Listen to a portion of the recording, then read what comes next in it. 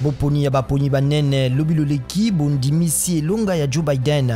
Joe Biden sengi bana ba Amerika kotala nde liboso bazuzi bakweyisi bisika ebele bosenga ya président Donald Trump ya koboya mapona mimaye malakisaki elonga ya Biden uto le 3 novembre.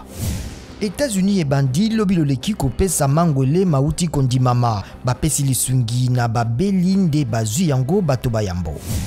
Martin Fayulu na Adolphe Muzito basengi kalaka mokonzi molandi ya ONU ya mambima kimia Jean-Pierre Lacroix kotia misala mia masolo makopesa nzela ete bato bana mboka bakopona mbala ekoya bazwa bokonzi. Bai FCC nde basengi Jean-Pierre Lacroix kopekisa mboka kokweya na mbeba. Jean-Pierre Lacroix azali na Kinshasa uto eyenga. Président Félix Tshisekedi alaki kotia informateur kala mingi te na tina ya kosala mbula matari ya sika.